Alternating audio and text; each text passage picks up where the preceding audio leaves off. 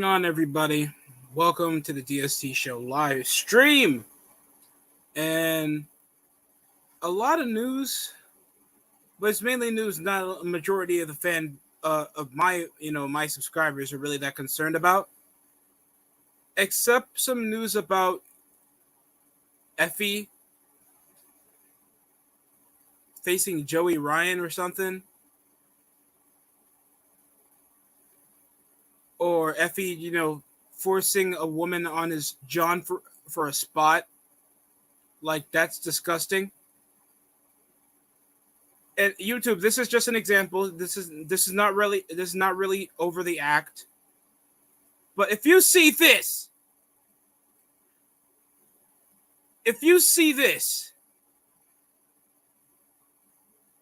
you're telling me that you're gonna hire this guy. This is by Swerve. Shout out to Swerve, by the way. This is disgusting. I need further emphasis on this. I need to understand. This is why wrestling stinks. This is disgusting, bro. I don't want to see this on my television screen if anybody tries to put this on any shit unsubscribed television package that I did not subscribe to. I don't want to see that. That's disgusting, bro. I just want to read some of the comments. It's always a matter of time before they get exposed. I was just at the show where a wrestler did the head scissor ram into a guy's face into your ass spot, a la Sunny Kiss. Time to retire these moves. Get real heat, not cheap heat. What is it? Cheap heat? Just doing sus spots, bruh? I don't want to see this. This is disgusting. And I'm not just saying this so you guys could try to plant me out as I'm uncultured or I'm, not being respectable of their sexual orientation. Their gimmick is just their sexual orientation. It's the same shit from 20 years ago.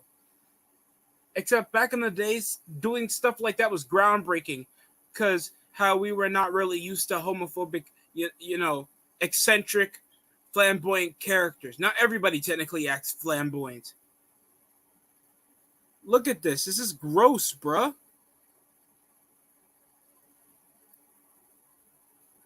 It just points out to the crowd in disgust and shock.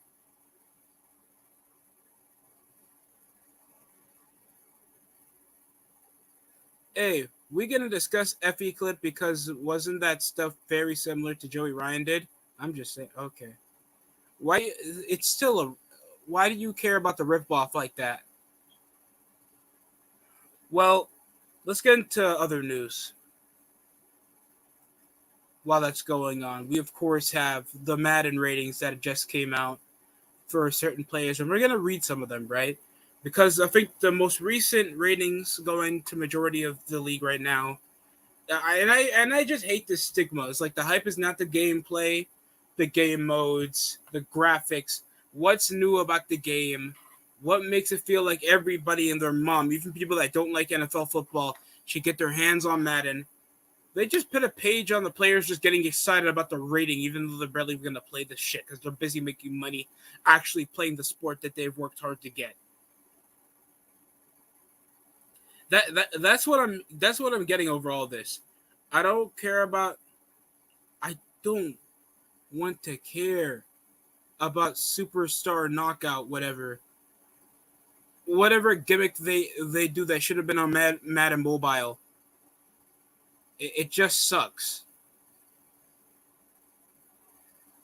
They should be trying to shovel out new play styles for you to play so you can get some strategy in Madden, more customizable playbooks, more excessive customization for your player.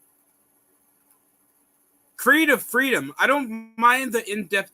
I already went over this in a 20-minute stream earlier around the week. I don't mind the in-depth improvements from franchise mode. What I mind is it takes 20 years to actually try to add more detail. Let's go over these dumbass ratings before I lose my head, bro. This is going to be from Instagram over the official account. So this is coming right from the source. The top 10 tight ends. Travis Kelce at 98, George Kittle at 97, Mark Andrews in a high 93, Darren Waller after an impressive season. TJ Hawkinson is over Dallas Goedert. That's insane for me. I understand Zach Ertz has declined. Hunter Henry's a bit too low. 84 overall. How Darren Waller is not top 10 catching. He doesn't have a high overall of catching. That's insane. I'm trying to get more detail. Mark Andrews is honestly a 97. Mark Andrews is like a 95 or 94 to me. I'm not going to agree that he's like, unless you didn't even watch most of the season. And I don't know how these nerds have to integrate that much statistical showing into how the Madden rating just, it gives the player something to play for. No, it doesn't. Just go over what they performed over the previous season or what you project them to be over the next season and put them as that. It's that simple. You can go over their performances, and that's how they perform. I'm sure Russell Westbrook from 2K22 is not going to be the same as he was on 2K23. He's probably going to be like an 86 overall or 87 overall. I don't know if this is the previous numbers. They had TJ Hawkinson at number 4. And this is catching. This is catching. Who the hell is Tyler Conklin? He's higher than Tyler Higbee and George Kittle? This is a Jets tight end. Noah Fant is number 6. Okay, this is like they haven't even watched the season or something. Kelce. Tohan is an average option, but he barely gets targets, so I don't know if that means that he has higher hands. And I guess they're putting this involved with red zone catching. Because majority of tight ends, they're more projected for first down stops over the backfield, or they're going to the red zone. But Kyle Pitts? Really? And George Kittle, when the top all-pro tight ends over the past several seasons, you're telling me that he's lower than TJ Hawkinson and the declining Zach Ertz?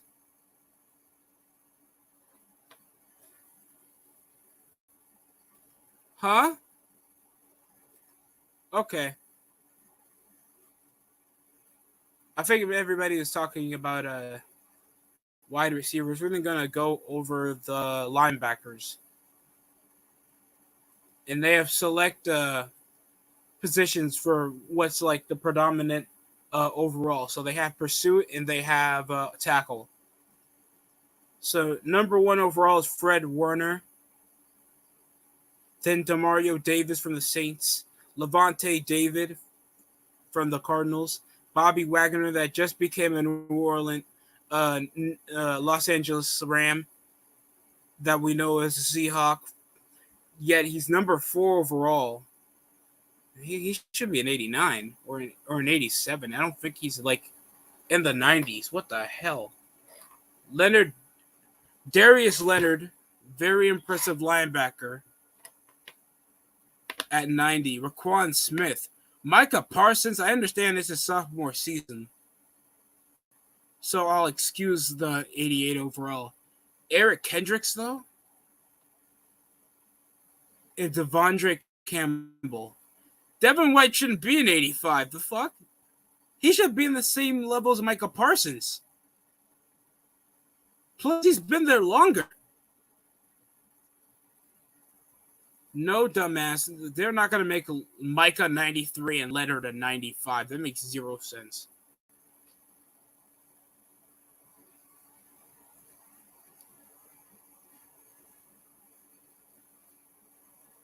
And they gave Demario respect. Thank you. Yeah, Demario Davis has been very good in pursuit. yet to give him only number 5 in the NFL. Over Tremaine Edmonds, understandable. Raquan Smith, Micah Parsons, Darius Leonard, Fred Warner's number 2, Levante David, Shaq Thompson is number 4 in pursuit.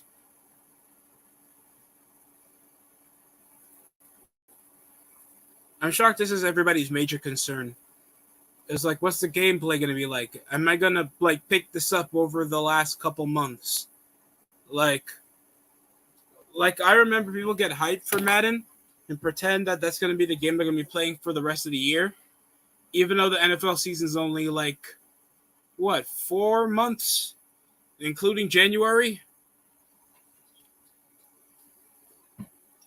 So unless you're playing Ultimate Team, your interests may vary depending on if you want to play with friends, if you want to rank online, or you want to play franchise mode that probably people are just going to be rebuilding. With a lack of customization and creative freedom, we're trying to make dumbass mini games that are primarily online, and a lackluster story mode. People are like, there's no advertising over the story mode, and even as it is, they're just trying to rip off my career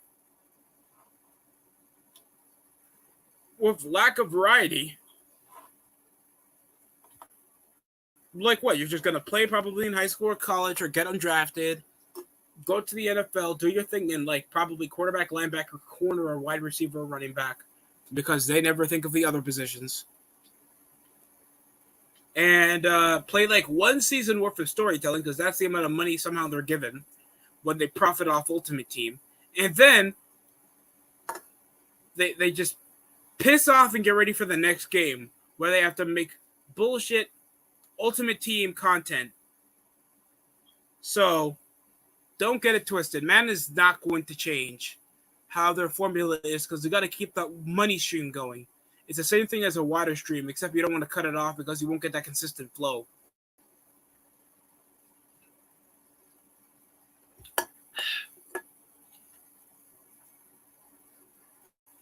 There hasn't been very big news over the MLB All-Star game because I don't want to watch a boring baseball game with majority of the guys I don't know.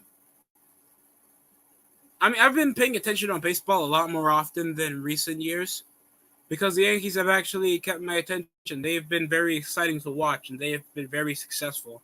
And a lot of Yankees fans like whenever the Yankees are successful, baby. Let me tell you. They'll jump on that train quick, because that's the most success we have in New York over what the Rangers did, over messing up our chances to make it to the Stanley Cup.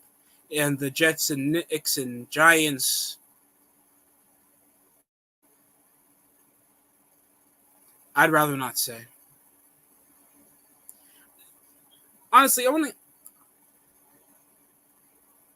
I want to get back over to the whatever Effie was doing. Whatever the spot was, I need to understand. Because what is he doing putting his groin up to? Is this a woman? Is that a woman he did that to?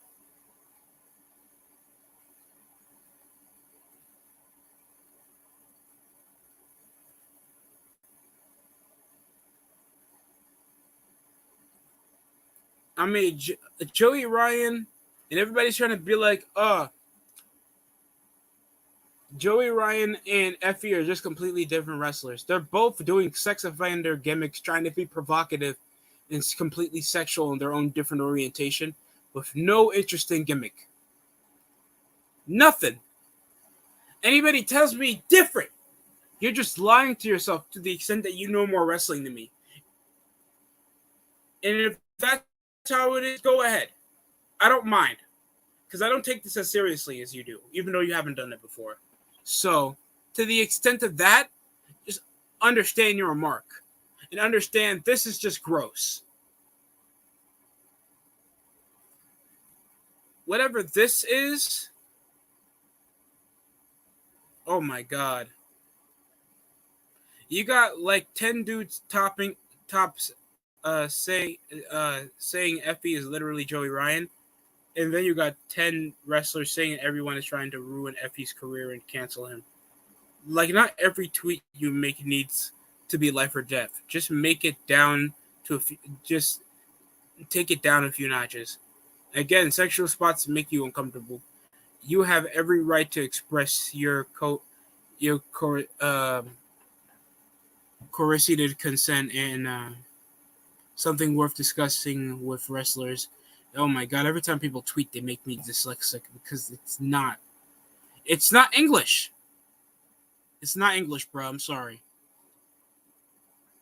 I remember, like, I DM'd a chick trying to get to know her because a friend was trying to help me hook up with somebody, and she kept being like, "Oh, why you keep resending your text?" Well, I'm sorry, I'm making typos. I have big fingers, and she kept being like giving me these grammatical error texts. Like, bitch, don't you want to read?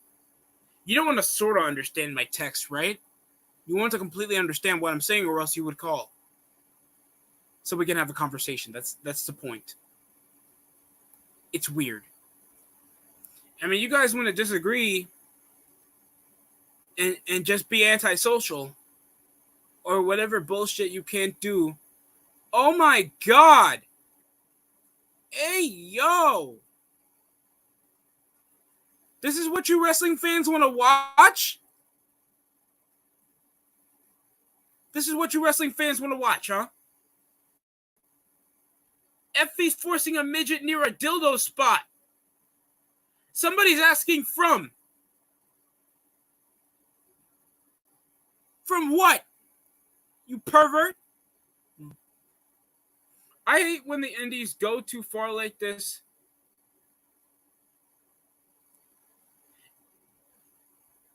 The Russell Cringe support it. Yo, I don't. Bruh. I want to. I don't want to understand anymore. This is why people get ignorant, because you show shit like this. This is why casual wrestling fans don't want to come to your indie events, because you do cringy shit like this. And even the people trying to. Why is Effie a top wrestler? Tell me. Why should I know about this guy? Why do I care that he's ripping off a sex offender? Please let me understand. There was a time when Joey Ryan was excused and dismissed. His act in a ring because people swore he was a good dude. They all sound the same as when Effie with this Effie spot. Then, if anything shady is going, those are the same people that would act overly shocked. I'm just grossed out. I'm grossed out. I don't. So you're gonna show this to your friends that are not wrestling fans? I want to understand. You're gonna show this to your friends that are not a wrestling fan? Help me understand, people. I need legitimacy to understand. This ain't good, bro. It's like, oh, did you watch when they were bra and penny matches? First of all, they were only provocative, and if the women want, they could. These are indie jobbers that are making themselves do this. You think they didn't talk about? Okay, so there's gonna be a spot where your mouth is gonna be on my dick. Okay, huh? Most of these women doing these provocative spots were by the other women, not mostly with the opposite sex, either than doing a fake kiss spot or accidentally groping them. And most of these guys were sleeping on the road with each other anyway. And then you have these solicited perverts making these spots, airing these out to children. You're seeing skinny fat nerds sexually assault these trans women, and I have to watch that. Bruh. Look at the audience. Just look at the audience. Look at the audience.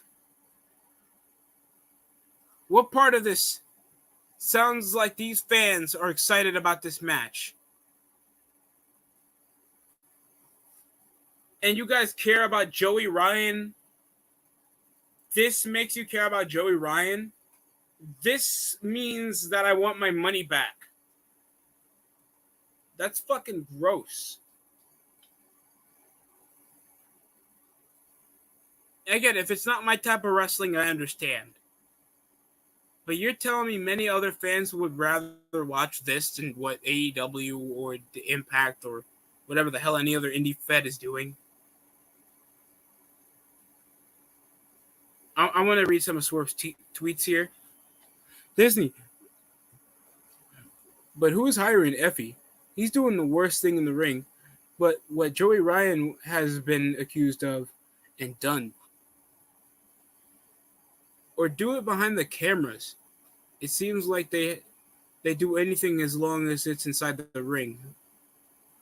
When you have wrestlers needing money, they go along and tricks them into thinking it's cool. Well, back ago, he told Jeff Jarrett to suck his, and they did the whole motion. Damn. Like I want to understand while I still have this image up here. Like, you people are cool with this. This is the type of thing that's going to get fans invested. If I see FV's All Elite, that's not going to surprise me because they do grown men doing 69ing spots on television while children are watching. This is a grown man forcing whatever the hell he's doing with this woman, and we're forcing that over to Joey Ryan. Sure about his allegations, but didn't he do a spot involving like Mia Khalifa or something? That was Tammy, and she looked like she was into it, just like any other black man that was into her, literally and figuratively. I meant that. But this is dumb. It's gross. I don't want to see this anymore. God damn. Someone please. Effie is everything wrong about modern wrestling rolled into one. No, I don't want to see people simulate SA. I think some people will already know what that means. I want to see a fake fight. Throw a punch. Or fuck's sake, don't potentially trigger fans for $15 and a hot dog. Well, they're already doing that. Like I like, please someone understand. Y'all go touch the sand. I don't want this Butch Dyke, what culture, David Starr. Excuse me. I was about to say something really offensive. But this is the type of thing that always makes Hall of Famers, like the guys in the business, call these indie wrestlers the wannabes, tryhards, weirdos, anybody that thinks they can just do whatever dumb shit spot they can for a reaction. And sure, the vets do advise you guys to try to do something to get a reaction off the fans so they can feel emotionally invested. And that's a good advice. Try something to try to get the fans excited. Even if it doesn't work, at least you're trying. You're trying to get the fans invested in something. This isn't really working. Whatever the hell Effie's doing, that's not good for wrestling in general. I'm just saying. And if this is some of the reasons why fans stop watching wrestling, I understand. I totally understand. You are not in the wrong.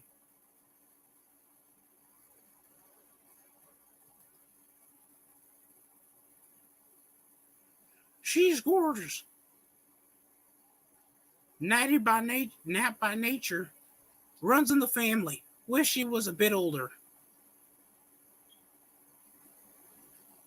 Yeah, I know. I totally want to smash Natalia's sister, bro. Natty looks like she's taking Botox like around like 2016, and now the swelling is going down. Like Natalia is not like, you could tell back in the day like she used to be attractive, and now she's trying so hard. You can see the facelift a lot with the fake. Like what? It looks gross. Like she's trying so hard to be provocative because she knows, like, look, she looks like a 50-year-old Mandy Rose when she was a blonde. And she's coming around doing these provocative photos because she knows sex sells. Yet she's doing the work rate jobber shit on WWE. Because if she wore lingerie on the SmackDown, the ratings will go down by like 100,000 or something. And it would be the younger demographic because they don't want to see people from the upside down wearing a lingerie. That's gross.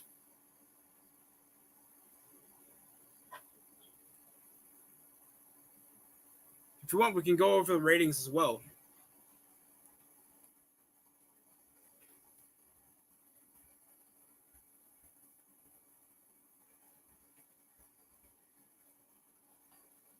I'm trying to see what was going on, other than Creek or something. I don't know. It's some kid. It's a new Cartoon Network show. That's been all it. To be honest, I don't know what's going on. Well, we're gonna go over what's been going on around July July 11th to 15th. Raw's been averaging about 1.7 million viewers, and last week they at least drew like a 1.5. While Dynamite, since their only way they drew a 1 point anything was because of their Blood and Guts special. The past 2 weeks they've been under a million. At least they came off from hitting 700,000, 800,000. Just suitably inconsistent ratings because nobody's into the show like that. And even if they are, they're just getting the celebrities that are contracted by TNT. It's not because they're getting actual viewers. And this is over Ross drawing like what? 800, like 2.1 million. I think they drew like a 2 million over the recent weeks. And Rampage, such a nothing show. It's three matches for like an hour with Mark Henry being like an obese Kendrick Perkins, not saying anything of any interest other than trying to hype up boring ass matches, bro.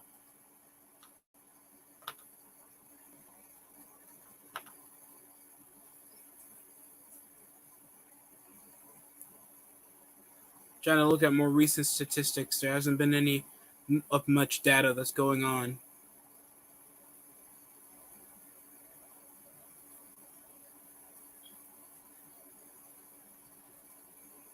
And if we look at the recent ratings on Raw,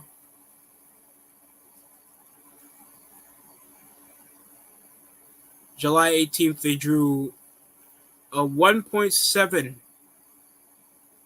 That was their total viewership.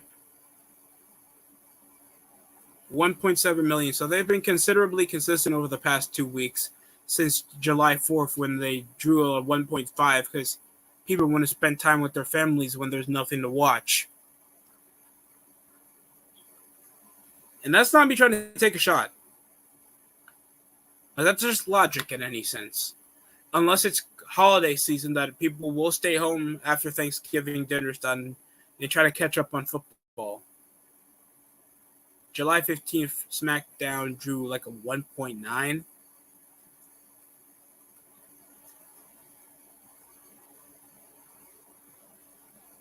In Dynamite,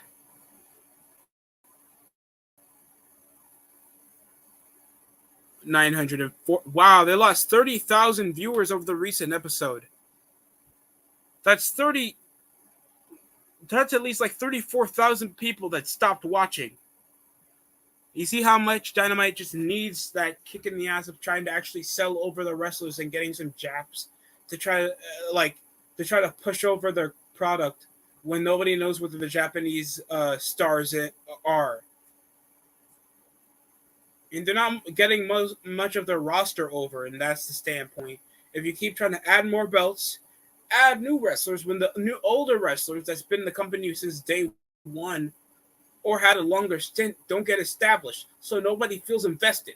You see why Dynamite's messing up the format already. How long until you have to excuse that WWE is doing something when you guys are not doing anything to improve for yourselves? That's not really working out, is it? And I'm not saying that out of hate. I'm saying that because I want them to improve, and they keep disowning the part where they need to improve. It's the same thing when telling a kid one thing it's good at when he's not working at the others. Oh, you're fast. What else? Can you move on the dime? Can you move off the block? Do you have good footwork? Can you have a good handle on the ball? Can you truck? Do you have enough build so you can handle tackles? Be less injured? Like a variety of things that goes into this. That's expected. Like AEW, nobody needs to care that you have strong style. There's barely any companies that go over one specific style of wrestling unless that's the theme because of a country. It's not because you're special because you have Japanese strong style and Lucha Libre. So does Impact, so does MLW, and so does WWE. Every company has a variety of wrestling. You're not making yourself any different because you just bring Japanese wrestlers there with less viewership than Impact Wrestling. That's been at least averaging like a basic 100,000. They've been back from when I was over live streaming with other YouTubers when they were like blowing under like 100,000. And we could just press over the numbers. They were nearing 200,000 around over January 7th, 2022. And when we're looking around, I know this is 2020. And then as soon as the pandemic hit, and this should be a spike to do something different. Make the action packed. Make it more episodic. Try to push over the viewers, especially when you're having a crossover with a bigger promotion. They hit 70,000, 50,000 on an episode of Impact. Now they've been able to regroup and be around 100,000, 150,000, but it isn't the same numbers that they got earlier around 2020 when Tessa Blanchard was the world champion. And even when building over to major pay-per-views, they're under 150,000 viewers now. So Impact just has a problem to draw. And even if their episodes aren't bad, they're just dull. And the worst thing to do is whenever you have already a TV deal and you try to put it over a free streaming platform when you're already on a televised program. That's not going to get you more heads to watch.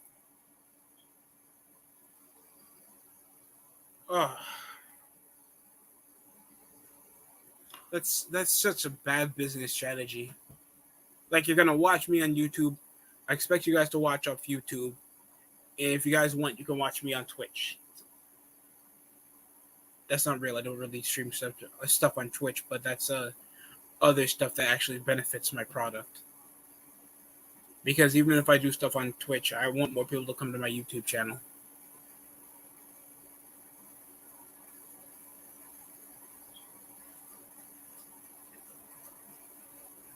Edge rushers, Myles Garrett's a 99 overall. TJ Watt is not a 99. He's Defensive Player of the Year. He was the recent Defensive Player of the Year. No, he's a two-time Defensive Player of the Year, a sack leader, and he's been more effective. He's got the Steelers to more reasons why they made the playoffs over the past several years over the Cleveland Browns. It only made it once over the past, 20? 23? Nick Bosa's 94 overall. Von Miller over his Super Bowl win resurgence. Somehow that pushes him over guys like Khalil Mack. I understand he's been barely a no-show since his time in Chicago. Hopefully he does well in Los Angeles. Joey Bosa is lower than Von Miller. Cameron Jordan. DeMarcus Lawrence is lower than Cameron Jordan. And Chandler Jones stays like a 90 overall. Rashawn Gary's in 89. Like, this is just borderline dumb.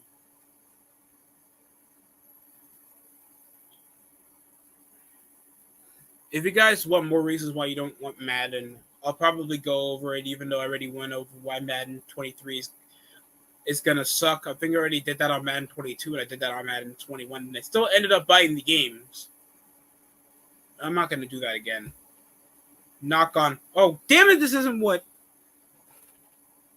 But besides that, I hope you guys enjoyed the stream. Whoever took their time to listen, even if they didn't type anything down, I hope you guys come back, subscribe to the channel, watch back over the previous streams, and get what I had to say.